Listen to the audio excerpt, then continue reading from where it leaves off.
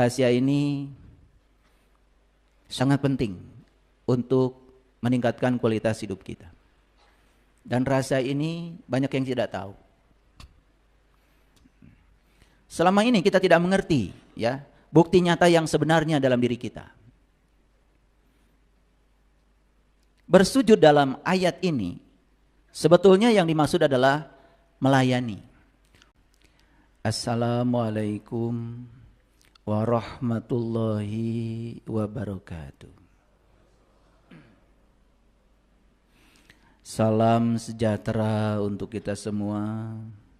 Om Swastiastu, Namo Buddhaya, salam kebajikan, Sampurasun. Rahayu Sagung Dumadi. Semoga seluruh makhluk hidup di semesta raya, baik yang mewujud maupun yang tidak mewujud, baik yang kasat mata maupun yang tidak kasat mata, di setiap ruang dan waktu, di semua tingkatan, semoga mereka semua senantiasa berbahagia. Semoga kita semua bisa menjadi sumber cinta, sumber sukacita, sumber rahmat, sumber kasih sayang, sumber berkah bagi semua makhluk dimanapun mereka berada. Tidak boleh lagi ada makhluk yang tersakiti dengan kehadiran kita. Tidak boleh lagi ada manusia yang berkurang kebahagiaannya bertemu dengan kita.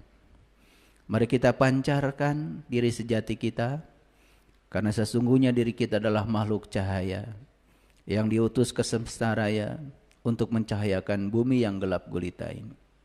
Dengan menyadari bahwa kita adalah makhluk cahaya, maka kita akan selalu sadar bahwa tugas kita di semesta ini adalah membawa cahaya untuk menerangi kegelapan semesta raya ini. Segala puji hanya milik Allah, Sang kehadiran, Sang keberadaan, fasilitator, katalisator alam semesta, yang kehadirannya membuat segala sesuatu terjadi. Tetapi segala sesuatu terjadi tergantung pada keinginan kita, tergantung pada pikiran dan perasaan kita. Allah selalu merespon apapun yang kita pancarkan kepadanya. Apa yang kita berikan, maka itu yang akan kita terima. Kita bersyukur hari ini masih diberi kesempatan untuk belajar, meningkatkan kualitas diri, kualitas individu kita sebagai makhluk cahaya. Kita masih diberi kesempatan untuk meningkatkan kesadaran diri kita. Semoga sebelum kita pulang ke tempat asal kita, kita sudah mencapai puncak kesadaran diri kita, sudah mencapai sidrah al-muntaha kita, sudah mencapai pencerahan sejati, sehingga kita mengerti siapa diri kita yang sesungguhnya. Oleh karena itu, atas berkah yang diberikan Allah kepada kita hari ini, mari kita puji Dia bersama-sama membaca hamdalah. Alhamdulillahirabbil. Mari kita awali proses belajar kita hari ini bersama-sama memohon ridho dan berkah Allah, sekaligus juga mohon Allahnya. Karena ridho Allah, berkah Allah tidak ada artinya kalau tidak ada kehadiran dirinya. Oleh karena itu mari kita sapa asma Allah dengan kelembutan dan cinta seraya membaca basmalah. Bismillahirrahmanirrahim. Hari ini saya akan berbicara sesuatu rahasia. Dan rahasia ini sangat penting untuk meningkatkan kualitas hidup kita. Dan rasa ini banyak yang tidak tahu. Dan siapapun yang hadir di tempat ini hari ini untuk mendengarkan rahasia yang luar biasa ini, semoga setelah tahu rahasia ini kita akan mengerti tentang bagaimana cara menjalani kehidupan. Oleh karena itu, rahasia ini saya tulis dalam judul Meyakini yang tak terlihat akan melihat yang diyakini. Jadi siapapun yang meyakini yang tak terlihat, maka yang tak terlihat itu suatu saat akan menjelma menjadi kenyataan dan kita akan melihat yang kita yakini itu. Oleh karena itu kita harus tahu keyakinan itu datang dari mana. Keyakinan itu adalah proses yang dibentuk oleh lingkungan. Jadi seperti HP kita. HP itu dulu kosong. Dia hanya berupa hardware saja. Disebutnya juga perangkat keras.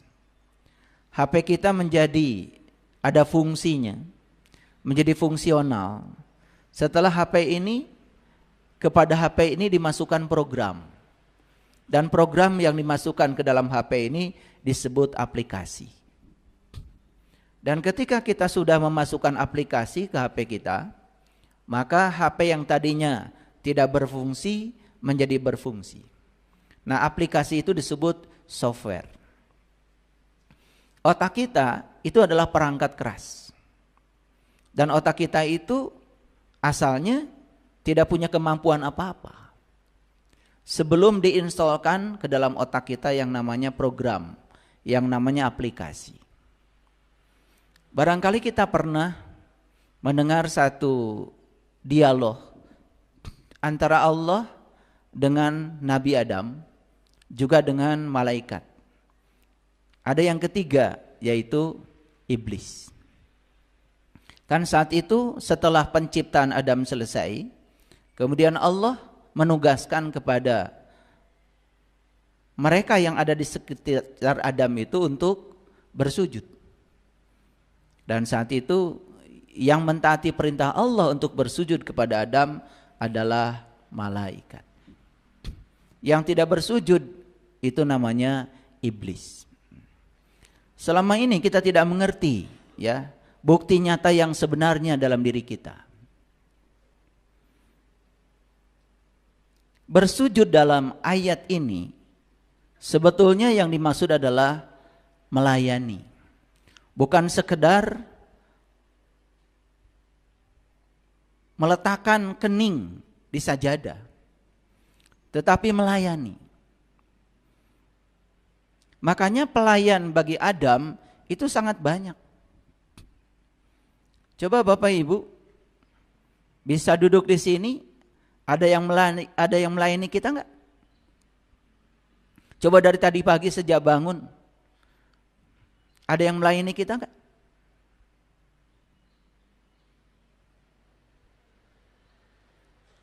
Ada yang tunduk enggak pada perintah kita? Masa tidak sadar? Pengen naik mobil, ada yang melayani. Kaki kita, tangan kita, pikiran kita bergerak aja naik mobil. Ada enggak yang melayani? Ada. Pengen duduk, semua organ tubuh kita menyesuaikan diri dengan keinginan kita. Duduk saja seperti ini. Pengen duduk bersila, bisa. Pengen duduknya selonjoran, bisa. Sekarang pengen berdiri juga bisa. Betapa banyak dalam diri kita unsur-unsur yang melayani. Dan semua diletakkan pada organ-organ tubuh kita. Kaki ini tidak ada artinya kalau tidak ada kekuatan yang ada di belakangnya. Tangan ini tidak ada artinya kalau tidak ada kekuatan yang ada di belakangnya. Mata ini tidak ada artinya kalau tidak ada penglihatan di belakangnya. Telinga ini tidak ada artinya kalau tidak ada pendengaran di belakangnya. Mulut ini tidak ada artinya kalau tidak ada rasa yang di belakangnya. Dan semua tekad, semua kehendak, semua kekuatan itu diwariskan kepada kita tepat saat ruhku ditiupkan ke dalam diri kita. Sesuatu yang kita miliki, yang senantiasa melayani kita, itu milik kita, malak kita, tekad kita. Itulah yang disebut dengan malaikat. Jadi setiap saat kita itu dilayani terus oleh malaikat.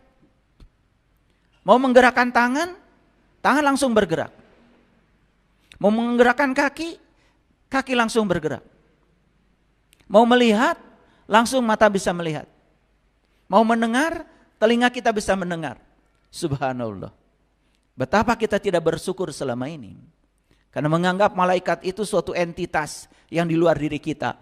Kita lupa bahwa sebetulnya pada diri kita ada satu malak, ada satu kekuatan yang kita miliki yang senantiasa melayani diri kita sendiri. Ada yang tidak bisa melayani kita, yang tidak bisa sujud kepada kita. Dan satu-satunya yang senantiasa menentang keinginan kita, kesadaran kita, itulah diri palsu kita. Itulah iblis. Itu barangnya ada dalam diri kita semua kok. Tapi selama ini kita belajar agama itu ya lebih banyak fiksi. Malaikat juga nggak tahu yang mana barangnya. Iblis nggak tahu yang mana barangnya. Padahal semua melekat dalam diri kita. Sampai kita tidak pernah berterima kasih pada kaki kita. Tidak pernah berterima kasih pada tangan kita. Tidak pernah berterima kasih pada mata kita. Berterima kasih pada telinga kita. Berterima kasih pada mulut kita. Saya heran kadang-kadang ya. Lihat orang tuh makan sambil ngobrol. Makan juga sambil pegang HP. Kapan kita bisa merasakan enaknya makanan? Kapan kita bisa sadar bahwa dalam diri kita ada satu kekuatan yang sedang diizinkan untuk merasakan semua sensasi dari makanan. Rasa nasi tidak terasa lagi, rasa ikan tidak terasa lagi. Bahkan rasa itu sebetulnya bukan sekedar pada barangnya, tetapi di sini ada yang merasakan. Asinnya bisa kita rasakan, gurihnya bisa kita rasakan, pahitnya bisa kita rasakan. Bahkan otak kita bisa mengatakan, ini terlalu asin, ini terlalu manis, ini enak, ini lezat. Bukankah semua adalah pelayan-pelayan yang ada pada diri kita? Dan semua sujud kepada kita untuk melayani diri kita. Masih bertanya, siapa Adam? Masih bertanya, di mana Adam? Adam itu diri kita sendiri. Pelayan-pelayan Adam yang sujud pada diri kita, malaikat-malaikat ada pada diri kita sendiri. Dan yang suka menentang diri kita pun ada pada diri kita sendiri. Dan kita yang diberi kuasa untuk mengendalikan semuanya. Tapi sayang kuasa itu tidak kita gunakan sepenuhnya. Hadirin, meyakini yang tidak terlihat, hati-hati. Karena kita akan melihat yang kita yakini itu menjadi kenyataan. Mari kita lihat contoh-contoh sederhana. Bagaimana perasaan kita tentang uang? Sederhana saja. Bagaimana perasaan kita tentang kesehatan? Bagaimana perasaan kita tentang pekerjaan? Bagaimana perasaan kita tentang hubungan pribadi?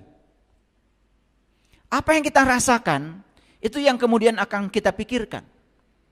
Apa yang kita pikirkan, itu yang akan kita katakan. Dan itu yang akan kita lakukan. Tidak mungkin perasaan yang baik menimbulkan pikiran yang buruk. Sama dengan tidak mungkin perasaan yang buruk menimbulkan pikiran yang baik. Makanya semua ahli neuroscience bersepakat yang namanya otak itu isinya adalah kumpulan dari piranti elektronik asli buatan Allah yang disebut dengan integrated circuit. Jadi setiap sel neuron dalam otak kita itu sebetulnya adalah komponen-komponen elektronik yang membangun kompleksitas elektronik yang luar biasa. Banyak orang yang mengagumi HP, mengagumi laptop, tapi dia tidak mengagumi otak buatan Allah yang luar biasa ini. Bahkan laptop, HP itu buatan otak manusia. Dan semua produk-produk teknologi sebetulnya meniru semua produk-produk Allah, ciptaan Allah yang alami. Tapi kita tidak menyadarinya. Maka otak kita ya, itu memancarkan satu getaran, satu frekuensi, energi yang disebut dengan medan listrik. Listrik itu bahasa Inggrisnya electricity. Ada dalam diri kita yang namanya perasaan. Perasaan itu yang memberi daya pada otak kita, pada pikiran kita. Dan ternyata perasaan itu ya, yang sering disebut letaknya di sebelah sini, yang disebut jantung di daerah sini. Ternyata menurut ahli neuroscience dia memancarkan medan magnet. Ketika pikiran dengan perasaan itu berpadu, maka dia akan memancarkan yang disebut dengan gelombang elektromagnetik. Elektro itu listrik, magnet itu magnet. Salah satu contoh gelombang elektromagnetik adalah cahaya yang kita saksikan ini. Cahaya ini disebut gelombang elektromagnetik ini. Dan gelombang elektromagnetik itu spektrumnya sangat luas. Ada yang nampak, ada yang tidak nampak. Jadi cahaya ini salah satu contoh gelombang elektromagnetik yang nampak. Dan cahaya ini hasil perpaduan antara medan listrik dan medan magnet. Dan cahaya disebut optik. Dan optik itu ternyata punya kemampuan menyampaikan data, menyampaikan informasi. Kita setiap hari menggunakan jaringan, sinyal namanya. Betul? Coba, begitu kita memasuki daerah yang tidak ada jaringannya, mulai tidak terhubung kita. Mau WA susah, kirim video susah, transfer uang susah. Dan yang dibutuhkan oleh kita adalah jaringan.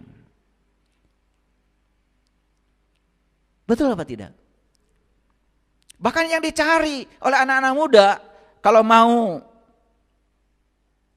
ngobrol, atau mau duduk-duduk, itu pasti wifi. Jaringan internet. Sampai sekarang kita ini ya tidak bisa hidup tanpa jaringan. Karena komunikasi kita terputus. Itu baru jaringan komunikasi antar manusia.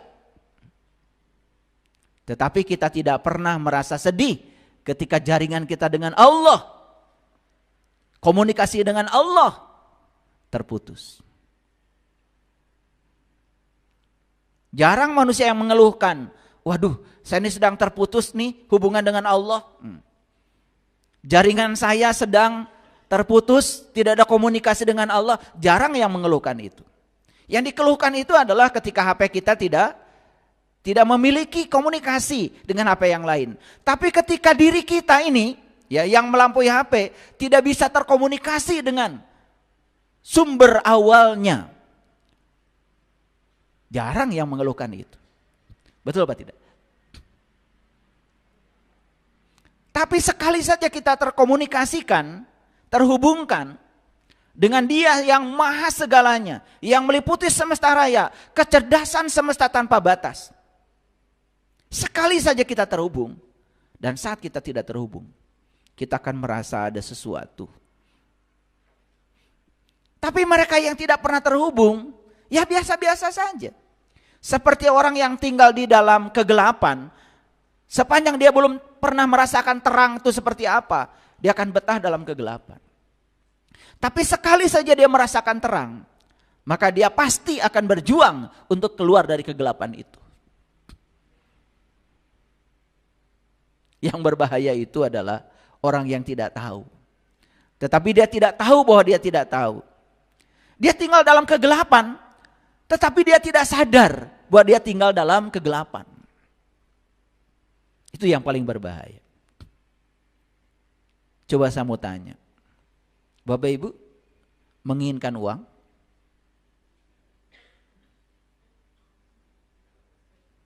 Ada yang tidak ingin uang? Menginginkan uang itu tidak dosa. Menginginkan uang itu spiritual.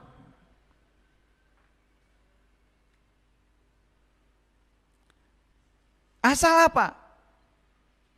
Asal saat kita sudah mendapatkan uang itu, kehadiran uang itu membuat perasaan kita jadi baik. Dan kalau perasaan kita baik, berarti perasaan kita menjadi medan magnet yang memancarkan frekuensi untuk menarik semua hal baik dalam hidup. Sebetulnya diri-diri kita ini persis seperti medan magnet. Kalau medan magnet itu ada dua kutub, ada utara, ada selatan. Sama dalam diri kita juga ada dua kutub. Kutub pertama adalah pikiran, kutub yang kedua adalah perasaan. Dan itu adalah kutub-kutub yang memiliki kekuatan medan yang sangat luar biasa. Tetapi banyak yang tidak menyadari bahwa sebetulnya tubuh manusia itu seperti magnet yang memancarkan medan magnet. Lalu medan magnet yang dipancarkan tergantung kepada kesadaran yang dimilikinya. Mereka yang memancarkan kesadaran rendah, frekuensi rendah, pikiran dan perasaannya selalu memancarkan frekuensi rendah. Maka itu yang akan menarik segala hal yang rendah.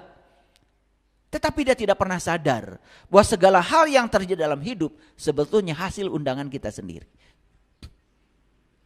Lalu banyak yang dikambing hitamkan. Banyak yang disalahkan. Seakan-akan ada pihak lain yang mengirim. Sakit saja, bukan menyadari diri. Ada yang salah dengan diri kita. Orang yang frekuensi rendah malah justru memikirkan, oh jangan-jangan ada kiriman dari pihak lain. Jangan-jangan ada orang lain yang mengirim penyakit ini kepada saya. Ada paku yang jatuh saja di rumah. Cuman kita tidak sadar ada paku yang jatuh. Dikaitkan, wah ini ketemu paku. Padahal paku jatuh dari tempat pakunya kita sendiri yang ngambilnya. Cuman gak lihat kalau paku jatuh. Karena pikiran kita sudah seperti itu, hati-hati. Itu akan membentuk keyakinan. Dan ketika kita meyakini yang tidak terlihat, maka kita akan melihat yang kita yakini itu. Saya baru pulang dari Banyuwangi, dari Alas Purwo. Kalau saya lihat di media sosial tentang Alas Purwo, wah banyak beritanya. Bahkan yang belum pernah ke sana pun berkomentar, Alas Purwo begini begitu. Selalu dikaitkan dengan klinik, magic. Dan saya bilang sama orang-orang yang ikut saya kemarin ke sana, ikuti kata-kata saya. Ikuti pikiran dan perasaan saya. Jangan mengikuti pikiran orang-orang yang frekuensinya rendah. Ternyata begitu kita masuk ke hutan Alas Purwo, perjalanan dari jalan ke dalam itu hampir 22 kilo. Hutannya lebat sekali. Pohon-pohonnya tinggi besar. Akar-akarnya sudah begitu menahun. Malah di situ oksigennya enak. Energinya positif. Bahkan kita meditasi ya di pantai Alas Purwo itu. Luar biasa. Semua menjerit, semua nangis, semua merasakan suatu getaran yang sangat luar biasa. Kan semua itu bergantung keyakinan kita. Yang meyakini kalau di situ ada hantu, yang meyakini kalau di situ ada dedemit, ya dia akan beresonansi dengan dedemit. Tapi yang meyakini kalau di situ ada energi positif, alam yang indah, energi yang murni, oksigen yang berlimpah karena pohonnya banyak, malah justru dia menikmati perjalanan di situ dengan luar biasa. Sekali lagi, meyakini yang tidak terlihat, hati-hati karena kita akan melihat yang kita yakini. Ada nggak yang masih punya keyakinan kalau cari uang itu susah? Ada? Ada? Masih ada di sini. Itu keyakinan loh, itu belief system. Dan itu sempat ditanamkan oleh orang tua kita. Tidak salah yang punya keyakinan itu, enggak salah, jangan takut. Karena keyakinan itu kan sebetulnya ditanamkan sejak dari kecil. Waktu kita minta jajan sama orang tua, jajan terus, cari uang tuh susah tuh. Dalam sehari orang tua mengatakan berapa kali kata mencari uang itu susah. Begitu minta lagi, kamu boros, cari uang tuh susah, udah 2 kali. Begitu anak minta makan yang enak, langsung teriak, jangan mimpi, cari uang itu susah. Udah 3 kali. Dan saya tahu yang Bapak Ibu katakan tiap hari. Gak usah dipungkiri, gak apa-apa. Tapi sekarang kita rubah perasaan kita. Kita rubah pikiran dan kata-kata kita. Karena kita sekarang sedang belajar, hati-hati meyakini yang tidak terlihat. Karena yang tidak terlihat sekarang belum mewujud.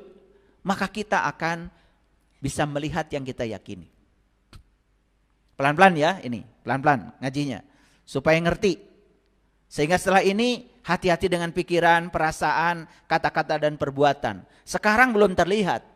Tapi kalau itu menjadi keyakinan, menjadi belief system, maka suatu saat semua yang diyakini akan mewujud menjadi kenyataan.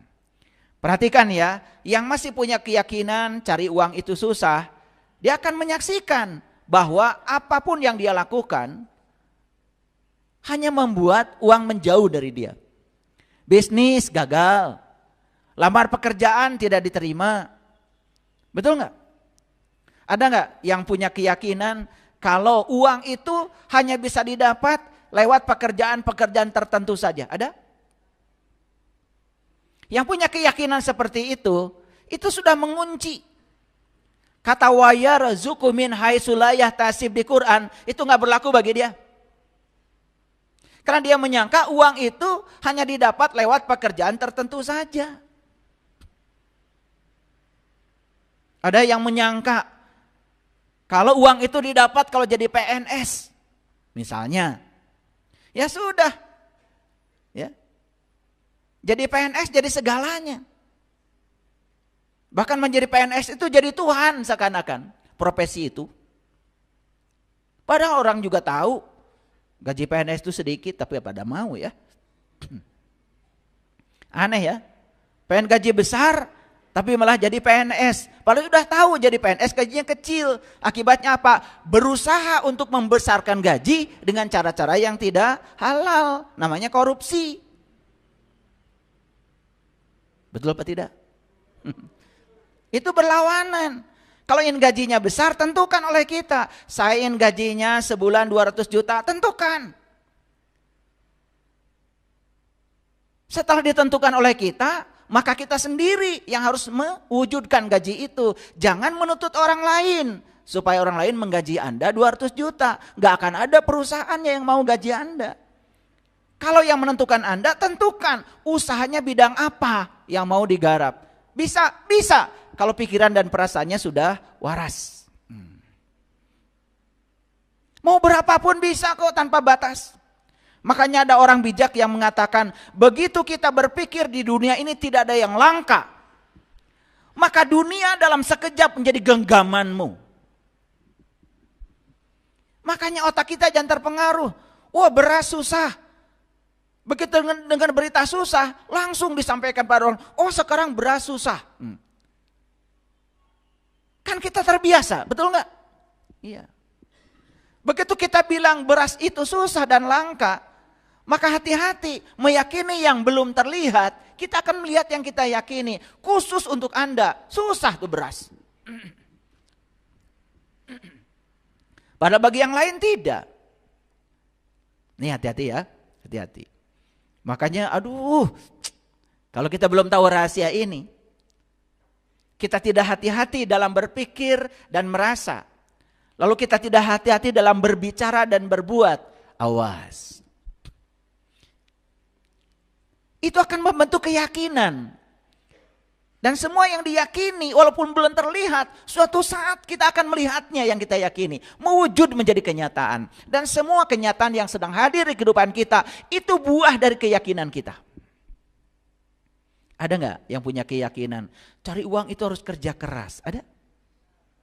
Ya khusus buat dia cari uang harus kerja keras. Tulang aja dibanting.